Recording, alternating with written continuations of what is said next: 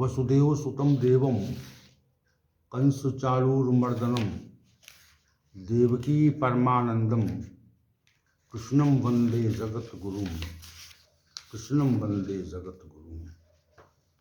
कृष्णाय वासुदेवाय हरे परमात्मने प्रणतक्लेशनाशाय गोविंदाय नमो नमः गोविंदाय नमो नमः। हम सभी आज पुनः भगवत गीता के इस विशेष ज्ञान सत्र में उपस्थित हैं और आज हम भगवत गीता के दूसरे अध्याय के श्लोक संख्या 19 पर चर्चा करेंगे।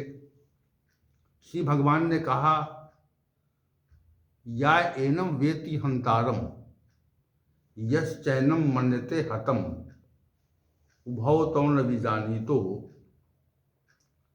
नायम हंति न हन्यते। श्री भगवान ने कहा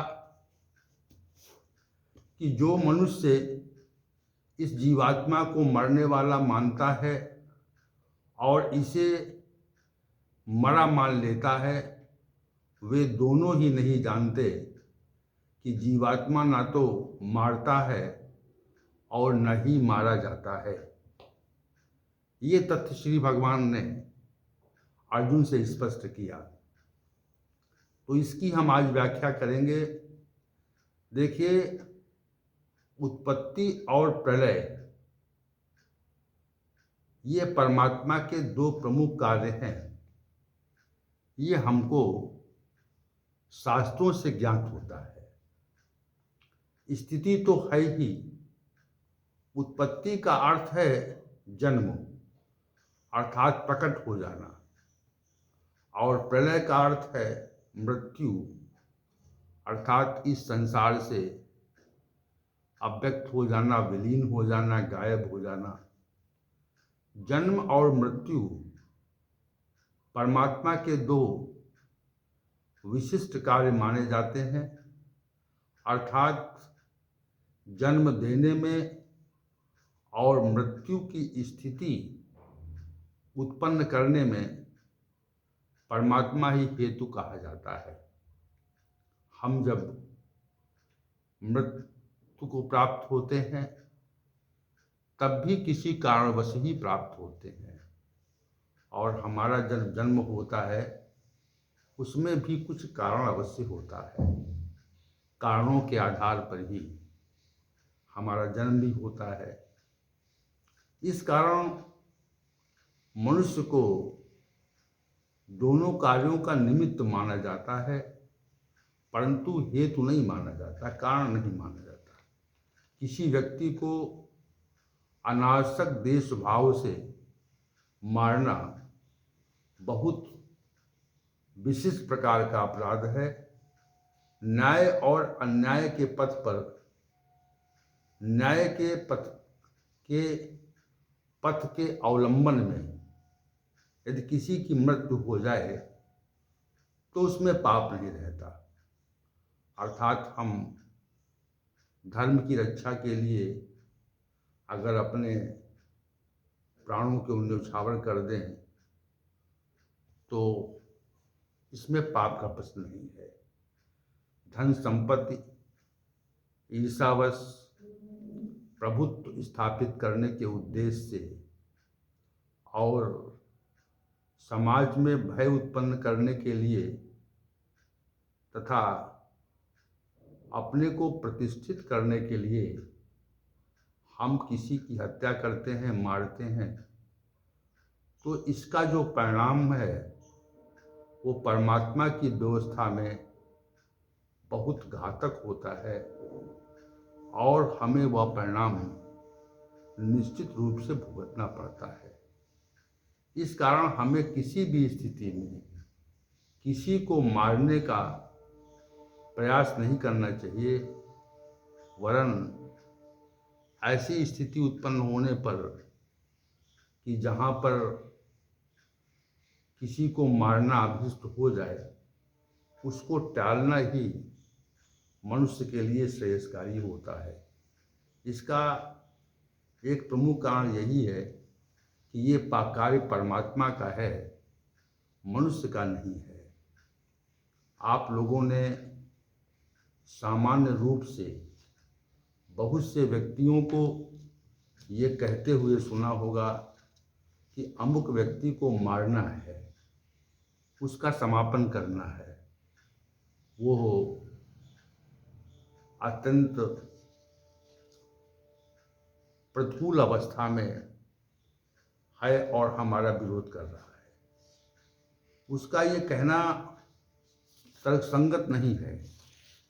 हम शरीर को तो समाप्त कर सकते हैं, पर शरीर में जो चैतन्यता का आधार है, अर्थात जो चैतन्यता का कारण है, जिसको श्री भगवान ने जीवात्मा कहा है, उसका समापन नहीं हो सकता और उसे किसी भी स्थिति में समाप्त किया जा पाना संभव नहीं है।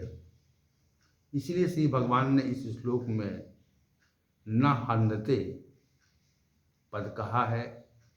न हन्यते का अभिप्राय यही है कि जीवात्मा का समापन किया जा पाना किसी भी प्रकार संभव नहीं है।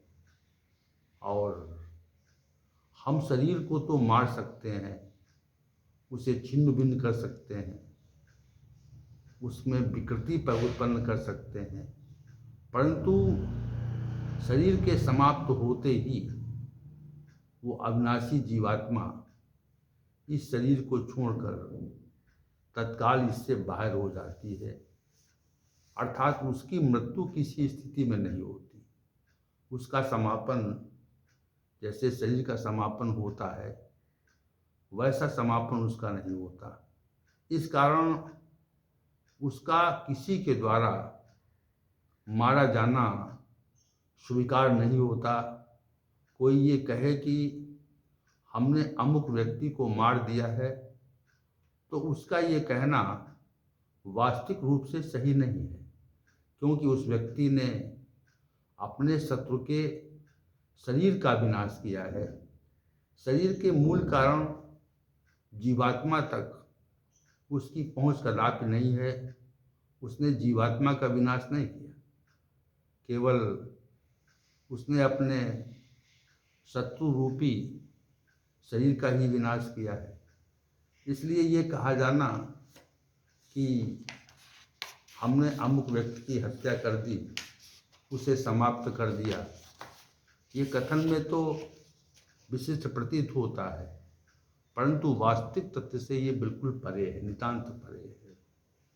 हम किसी व्यक्ति को समाप्त करके उसकी शरीर को तो समाप्त कर देते हैं, परंतु शरीर का जो मूल कारण है, जो आधार है, जिसे हम श्री भगवान जीवात्मा कहते हैं, वो अविनाशी होने कारण उसको मारा जा पाना, समाप्त किया जा पाना संभव नहीं है। इसलिए श्री भगवान ने इसमें कहा न हन्यते, हन्य माने या एनम वेति हंतारम यश्चैनम मन्यते हतम उभौ तो न विजानीतो नायम हंति न हन्यते। इसलिए श्री भगवान ने यहाँ पर न हन्यते पद कहा है। तो वास्तविक रूप से हम किसी को संसार में समाप्त करने का संकल्प लें तो वो संकल्प हमारा निरर्थक होता है, उसका कोई अभिप्राय नहीं होता, क्योंकि हम किसी के शरीर को तो समाप्त कर सकते हैं, परंतु उसको समाप्त नहीं कर सकते। वो तो निश्चित रूप से जीवात्मा के स्वरूप में है और जीवात्मा का समापन हो नहीं सकता। इसलिए हमें किसी के को मारने का कभी प्रयास नहीं करना चाहिए। और हमें जब वास्तविक स्थिति ज्ञात हो जाती है तो हम ऐसा प्रयास कदापि नहीं करते।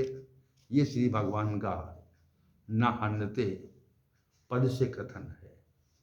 तो इस श्लोक पर कल भी चर्चा करेंगे हम। आज की चर्चा यही पर समाप्त करते हैं। ओम सहनावतु सहनौ भुनक्तु सह वीर्यं करवावहै तेजस्विनावधीतमस्तु मा विद्विषावहै। ओम शांति शांति शांति।